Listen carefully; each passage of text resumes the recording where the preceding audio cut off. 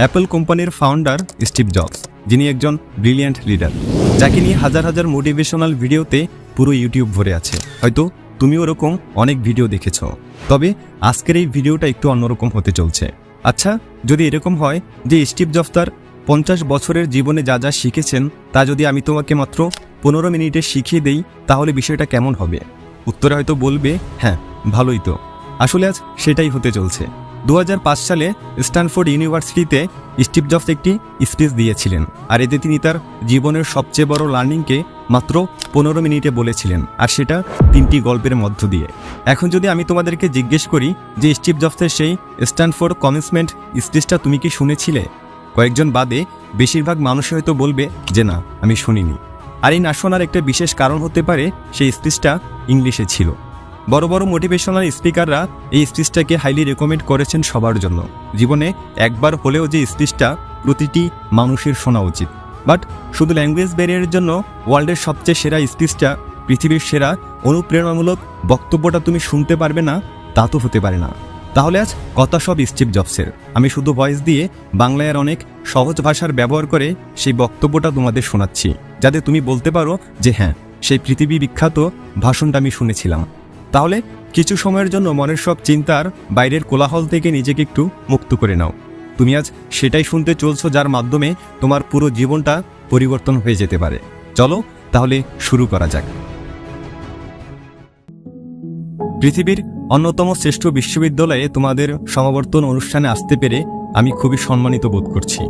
সত্যি বলতে কি, আমি কখনো কোনো বিশ্ববিদ্যালয় থেকে পাশ করিনি, আর আজকেই আমি কোনো বিশ্ববিদ্যালয়ের সমাবর্তন অনুষ্ঠান সবচেয়ে কাছ থেকে দেখছি। আজ আমি তোমাদের আমার জীবনের 3টি গল্প শোনাতে চাই। আহামরি কিছু না, শুধু 3টি গল্প। প্রথম গল্পটি হচ্ছে জীবনটাকে এক সুতোয় বাঁধা নিয়ে। রিড বিশ্ববিদ্যালয়ে ভর্তির 6 মাসের মাথায় আমি পড়ালেখা ছেড়ে দিই। অবশ্য বিশ্ববিদ্যালয় পুরোপুরি ছেড়ে যাওয়ার আগে প্রায় বছর দেড়েক আমি সেখানে ছিলাম। আমি কেন পড়ালেখা ছেড়েছিলাম? ঘটনার শুরু আমার জন্মের আগে থেকে। আমার মা ছিলেন বিশ্ববিদ্যালয়ের একজন অবিবাহিতা শিক্ষার্থী। তিনি আমাকে দত্তক দিতে চাইলেন।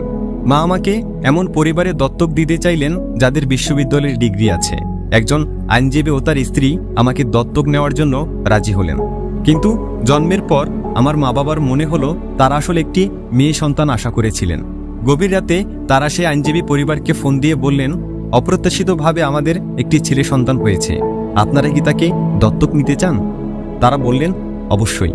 আমার মা পরে জানতে পারলেন আইনজীবী পরিবারের কেউই বিশ্ববিদ্যালয় থেকে পাশ করেননি। আমার দত্তক বাবা এমনকি হাই স্কুলও পাশ করেননি। এসব জেনে আমার মা দত্তক চুক্তিপত্রে স্বাক্ষর করতে রাজি হননি।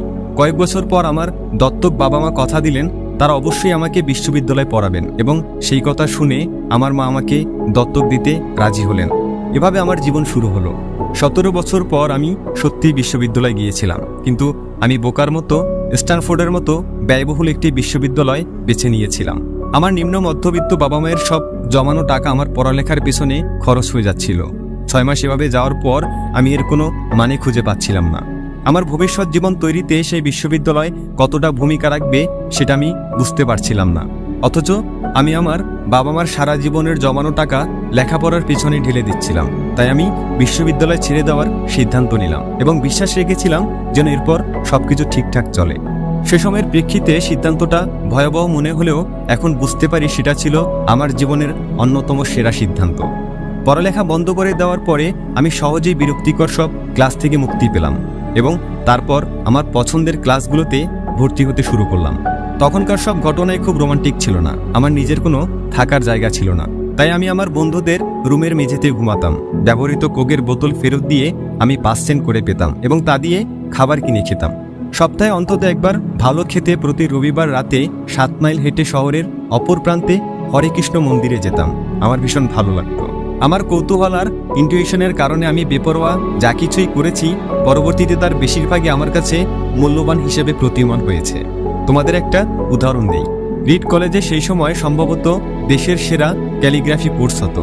ক্যাম্পাসে সব পোস্টার আর লেবেল আঁকা হতো হাতে করা ক্যালিগ্রাফি দিয়ে। যেহেতু আমি আর বিশ্ববিদ্যালয়ের ছাত্র ছিলাম না, তাই সহজেই ক্যালিগ্রাফি শেখার নতুন একটা কোর্সে ভর্তি হয়ে গেলাম। আমি সেরিফ ও স্যান্স সেরিফ টাইপসেস শিখলাম। বিভিন্ন ফন্টের স্পেস কমানো বাড়ানো সহ চমৎকার টাইপোগ্রাফি তৈরির কৌশল শিখলাম। ব্যাপারটা ছিল দারুণ, ঐতিহাসিক, বিজ্ঞানের বাইরে একটা আর্ট। যা আমাকে ভীষণ আকৃষ্ট করেছিল।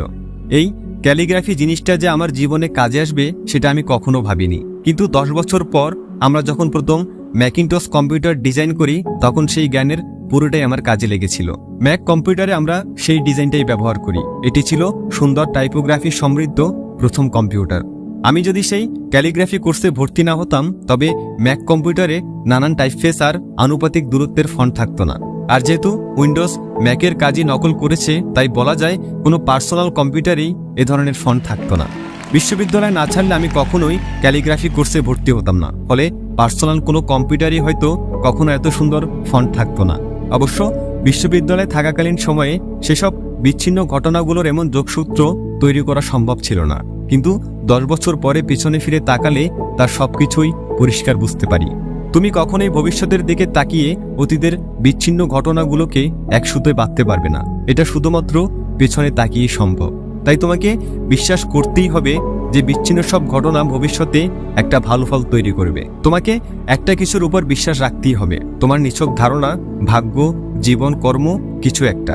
যদি তুমি বিশ্বাস করো যে জীবনের বিচ্ছিন্ন সব ঘটনা একদিন ভালো ফল বয়ে আনবে, তবেই তুমি মনের কথা মতো চলতে পারবে, আর এভাবেই তুমি সফল হতে পারবে। আমার দ্বিতীয় গল্পটি ভালোবাসা আর হারানোর গল্প। আমি ভাগ্যবান ছিলাম।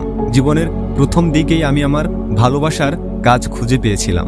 20 বছর বয়সে আমি আর রোজ মিলে আমাদের পারিবারিক গ্যারেজ অ্যাপেল কোম্পানি শুরু করেছিলাম। আমরা কঠোর পরিশ্রম করেছিলাম। 10 বছরের মাথায় গ্যারেজের দুইজনের কোম্পানি থেকে অ্যাপেল 4000 কর্মীর $2 বিলিয়ন কোম্পানিতে পরিণত হয়। আমার বয়স যখন 30, তার কিছুদিন আগে আমরা আমাদের সেরা কম্পিউটার ম্যাকিনটশ বাজারে ছাড়ি। আর ঠিক তখনই আমার চাকরিটা চলে যায়। কিভাবে একজন তার নিজের হাতে গড়া কোম্পানি থেকে চাকরি হারাতে পারে? অ্যাপেল যখন বেড়ে উঠেছে তখন আমরা বেশ মেধাবী একজনকে নিয়োগ দিয়েছিলাম। ভাবলাম সে আমাদের সাথে ভালোভাবে কোম্পানিটা এগিয়ে নিবে। প্রথম বছর সবকিছু ভালোভাবেই গেল, কিন্তু ধীরে ধীরে ভবিষ্যৎ পরিকল্পনা নিয়ে তার সাথে আমার চিন্তাভাবনার অমিল দেখা দিতে লাগলো। আমাদের প্রতিষ্ঠানের পরিচালনা বিভাগও তার পক্ষ নিল। অতএব 30 বছর বয়সে আমি আমার কোম্পানি থেকে আউট হয়ে গেলাম। বেশ প্রকাশ্যেই আউট হয়ে গেলাম। আমার তারুণ্যের সব স্বপ্ন এক নিমেষেই হাতছাড়া হয়ে গেল। আমি একদম ভেঙে পড়লাম। পরের কয়েক মাস বুঝতে পারছিলাম না যে আমি কি করব। আমার মনে হচ্ছিল আমি আগের প্রজন্মের উদ্যোক্তাদের মনোবল ভেঙে দিয়েছি। আমার হাতে যে দায়িত্ব দেওয়া হয়েছিল তা আমি পালন করতে পারিনি। আমি ডেভিড প্যাকার্ড এবং বব নয়েসের সাথে দেখা করে আন্তরিকভাবে ক্ষমা চাইলাম। আমার ব্যর্থতার গল্প চারিদিকে ছড়িয়ে পড়ল। আমি ভ্যালি ছেড়ে পালিয়ে যাওয়ার কথাও ভাবলাম, কিন্তু ধীরে ধীরে আমি একটা বিষয় অনুভব করতে লাগলাম। সবকিছুর পরেও আমি আমার আগের সব কাজ ভালোবাসতাম। অ্যাপেলের ঘটনাগুলি সেই সত্যকে এতটুকু বদলাতে পারেনি। আমাকে প্রত্যাখ্যান করা হয়েছে, কিন্তু তারপরেও কাজের প্রতি আমার ভালোবাসা কমেনি। তাই আমি আবার নতুন করে শুরু করার সিদ্ধান্ত নিলাম। তখন বিষয়টা বুঝতে পারিনি, কিন্তু পরে আবিষ্কার করলাম অ্যাপেল থেকে চাকরিচ্যুত হওয়াটা ছিল আমার জীবনের সবচেয়ে ভালো ঘটনা। সফল হওয়ার সব ভার থেকে মুক্ত হয়ে আমি আবার নতুন করে শুরু করলাম নিশ্চয়তাবিহীন নতুন জীবন। এর ফলে আমি আমার জীবনের অন্যতম সৃজনশীল সময়ে যাত্রা করার সুযোগ পেলাম। পরবর্তী 5 বছর আমি নেক্সট নামে একটি কোম্পানি শুরু করি, পিকচার নামে আরও একটি কোম্পানি শুরু করি এবং প্রেমে পড়ি অসাধারণ এক মেয়ের, যে পরে আমাকে বিয়ে করেছে। পিকচার থেকে আমরা পৃথিবীর প্রথম অ্যানিমেশন ছবি টয় স্টোরি তৈরি করি। পিকচার বর্তমানে পৃথিবীর সবচেয়ে সফল অ্যানিমেশন স্টুডিও। এরপর ঘটে কিছু চমকপ্রদ ঘটনা। অ্যাপেল নেক্সটকে কিনে নেয় এবং আমি অ্যাপলে ফিরে আসি। নেক্সটে আমরা যে প্রযুক্তি তৈরি করি সেটা এখন অ্যাপেলের ব্যবসার সাফল্যের একেবারে কেন্দ্রবিন্দুতে। অন্যদিকে লরেন আর আমি মিলে গড়ে তুলি একটা সুখী পরিবার। আমি নিশ্চিত এগুলোর কিছুই আমার জীবনে ঘটতো না যদি আমাকে অ্যাপল থেকে বের করে দেওয়া না হতো। এটা ছিল আমার জন্য খুব তেতো স্বাদের একটা ওষুধ, কিন্তু আমার মনে হয় রুগীর সেটা দরকারও ছিল। কখনো কখনো জীবন ইট দিয়ে তোমার মাথায় আঘাত করবে, তখন বিশ্বাস হারিও না। আমি নিশ্চিত আমি সামনে এগিয়ে যেতে পেরেছি, কারণ আমি যা করেছি ভালোবেসে করেছি। তোমাকে অবশ্যই তোমার ভালোবাসার কাজটি খুঁজে পেতে হবে, ঠিক যেমন তুমি তোমার ভালোবাসার মানুষকে খুঁজে বেড়াও। তোমার কাজ নিয়ে তুমি তখনই খুশি হবে যখন তুমি তোমার পছন্দের কাজ করবে। তোমার জীবনের বড় একটা অংশ জুড়ে থাকবে তোমার কাজ। তুমি তখনই তোমার পছন্দের কাজ করতে পারবে যখন তুমি তোমার কাজকে ভালোবাসবে। যদি এখনো তোমার ভালোবাসার কাজ খুঁজে না পেয়ে থাকো তাহলে খুঁজতে থাকো, থেমে যেও না। ভালোবাসার কাজটি খুঁজে পেলে তোমার মন তোমাকে ঠিকই তা জানিয়ে দেবে।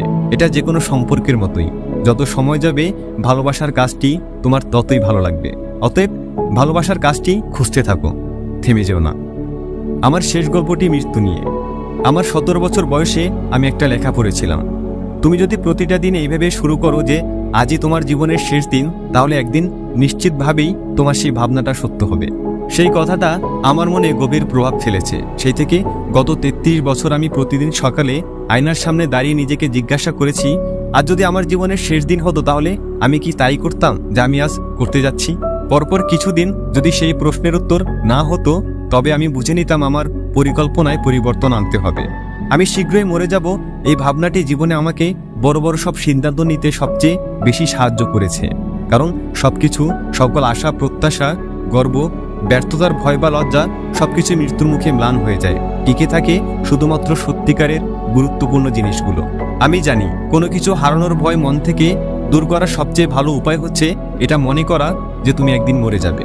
তুমি আসলে সবকিছু হারিয়েই বসে আছো, তাই তোমার মন যা চায় তা না করার কোনো কারণই থাকতে পারে না। প্রায় বছরখানেক আগে আমার ক্যান্সার ধরা পড়ে।